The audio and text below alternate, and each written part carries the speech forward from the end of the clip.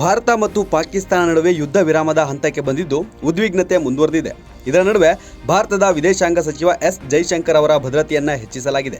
ಈಗಾಗಲೇ ಇರುವ ಝೆಡ್ ಭದ್ರತೆ ಜೊತೆಗೆ ಬುಲೆಟ್ ಪ್ರೂಫ್ ಕಾರು ಕೂಡ ಸರ್ಕಾರ ಒದಗಿಸಲಿದೆ. ದೆಹಲಿಯಲ್ಲಿರುವ ಅವರ ನಿವಾಸದಲ್ಲಿ ಭದ್ರತಾ ವ್ಯವಸ್ಥೆಗಳನ್ನು ಹೆಚ್ಚಿಸಲಾಗಿದೆ. ಎಸ್ ಜೈಶಂಕರ್ ಅವರಿಗೆ ಈಗಾಗಲೇ ಗೃಹ ಸಚಿವಾಲಯ ಝೆಡ್ ವರ್ಗದ ಭದ್ರತೆಯನ್ನು ಒದಗಿಸಿದೆ. ವಿದೇಶಾಂಗ ಸಚಿವರಿಗೆ ಸಿಆರ್ಪಿಎಫ್ ಕಮಾಂಡೋಗಳು ಭದ್ರತೆ ಒದಗಿಸುತ್ತಾರೆ. ಇದರಲ್ಲಿ 33 ಕಮಾಂಡೋಗಳು ಅವರ ಸುತ್ತಮುತ್ತಲಿರುತ್ತಾರೆ. ಅಕ್ಟೋಬರ್ 2023ರಲ್ಲಿ ಅವರ ಭದ್ರತೆಯನ್ನು ವೈ ವರ್ಗದಿಂದ ಝೆಡ್ ವರ್ಗಕ್ಕೆ ಭದ್ರತೆ ಹೆಚ್ಚಿಸಲಾಗಿತ್ತು. ಇತ್ತೀಚಿನ ದಿನಗಳಲ್ಲಿ ಭಾರತ ಮತ್ತು ಪಾಕಿಸ್ತಾನದ ನಡುವಿನ ಗಡಿಯಲ್ಲಿ ಉದ್ವಿಗ್ನತೆ ಹೆಚ್ಚಿರುವ ಸಮಯದಲ್ಲಿ ಈ ನಿರ್ಧಾರ ತೆಗೆದುಕೊಳ್ಳಲಾಗಿದೆ. ಇಷ್ಟೇ ಅಲ್ಲ, ಪಹಲ್ಗಾಮ್ ಭಯೋತ್ಪಾದಕ ದಾಳಿಗೆ ಪ್ರತೀಕಾರವಾಗಿ ಭಾರತೀಯ ಸೇನೆಯು ಪಾಕಿಸ್ತಾನ ಮತ್ತು ಪಿಒಕೆ ಭಯೋತ್ಪಾದಕ ಶಿಬಿರಗಳನ್ನು ಗುರಿಯಾಗಿಸಿಕೊಂಡು ಆಪರೇಷನ್ ಸಿಂಧೂರ ಅನ್ನು ಪ್ರಾರಂಭಿಸಿತು. ವಾಸ್ತವವಾಗಿ ಝೆಡ್ ವರ್ಗದ ಭದ್ರತೆಯು ಭಾರತದಲ್ಲಿ 3ನೇ ಅತ್ಯುನ್ನತ ಭದ್ರತೆಯಾಗಿದೆ. ಅದರಲ್ಲಿ 22 ಸೈನಿಕರಿದ್ದಾರೆ.